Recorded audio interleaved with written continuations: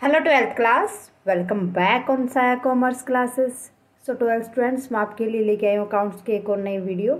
Accounts में हम discuss कर रहे थे रिडम्पशन ऑफ डिबेंचर। ये हमारा लास्ट टॉपिक बचता है रिडम्पशन ऑफ डिबेंचर का, redemption by purchase in open market. कि जब हम अपने खुद के डिबेंचर्स को हम ओपन मार्केट से परचेज करते हैं तो उसकी क्या क्या कंडीशन होती है, क्यों हम परचेज करते हैं। सो स्टूडेंट, देखते हैं redemption by purchase in open market. आपसे रिक्वेस्ट है स्टूडेंट, अगर आपने अभी तक साया कॉमर्स क्लासेस को सब्सक्राइब नहीं किया है, फटाफट से सब्सक्राइब कर ले, बेल आइकन को दबा ले ताकि आने वाली वीडियो की नोटिफिकेशन आपको मिल सके। सो करते हैं स्टार्ट आज की वीडियो।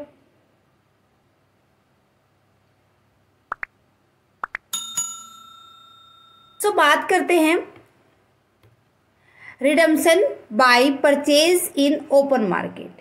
कि रिडीम कि जो हमने खुद के जो डिबेंचर हमने ओपन मार्केट से परचेज किए थे उनको रिडम्पशन करना, उनको रिडीम करना।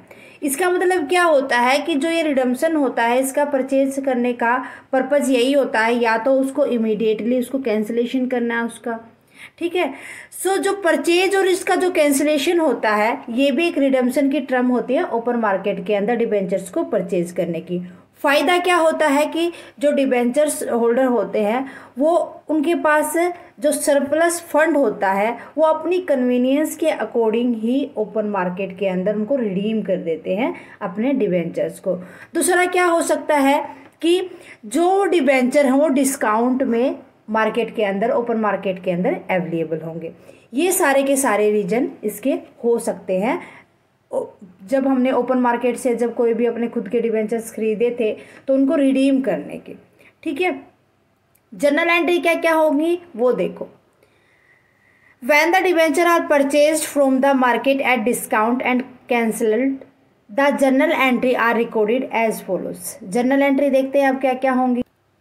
फर्स्ट कंडीशन हो जाएगी जब हमने खुद के डिबेंचर्स परचेज करने किसके लिए, for immediate cancellation, for immediate cancellation.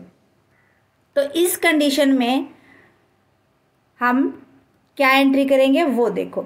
सबसे पहले डिबेंचर अकाउंट को डेबिट कर देंगे, debentures account debit to purchase to bank, क्या हो जाएगा, टू बैंक अकाउंट, ठीक है। अगर प्रॉफिट हुआ है तो यहां पर क्या कर देंगे, देखो जितने के प्रॉफिट पे से जितने का प्रॉफिट था वो भी ऐड होगा तो डिबेंचर में तो टोटल अमाउंट आ जाएगी। प्रॉफिट को कहाँ लिख देंगे, प्रॉफिट ऑन रिडम्पशन। अगर फायदा हुआ है आपको रिडम्पशन ऑफ डिबेंचर अकाउंट तो ये एंट्री हो जाएगी, ठीक है। अब profit on redemption of debenture को कैपिटल रिजर्व के अंदर ट्रांसफर कर दिया जाएगा। सेकंड एंट्री यहां पर क्या हो जाएगी, ये एंट्री फर्स्ट है, सेकंड एंट्री कर देंगे इसके कंसिडरेशन में प्रॉफिट को, अब ट्रांसफर कर देंगे किसमें, कैपिटल रिजर्व में। Profit on redemption of debentures account debit to capital reserve, क्या हो जाएगा, टू कैपिटल रिजर्व में ट्रांसफर हो जाएगा। क्लियर है दोनों एंट्रीज, ठीक है। इसके बाद नेक्स्ट हमें देखना है कि अब हमारे पास ना जो प्राइस है मार्केट के अंदर डिबेंचर्स का वो नॉमिनल वैल्यू से ज़्यादा है। नॉमिनल वैल्यू से ज़्यादा, ये तो डिस्काउंट पे था, मिस प्रॉफिट हो जाएगा। अब नॉमिनल वैल्यू से ज़्यादा होगा दैट मीन क्या होगा, लॉस होगा। तो इस कंडीशन में एंट्रीज हम करेंगे, फटाफट से इतना स्क्रीनशॉट लो। उस कंडीशन में हमारी एंट्री हो जाएगी डिबेंचर अकाउंट डेबिट, यहाँ पर लॉस होगा, है ना, लॉस होगा तो लॉस को हम क्या कर देंगे, नॉमिनल वैल्यू से ज़्यादा है ना तो लॉस को हम यहाँ डेबिट कर देंगे। Loss on redemption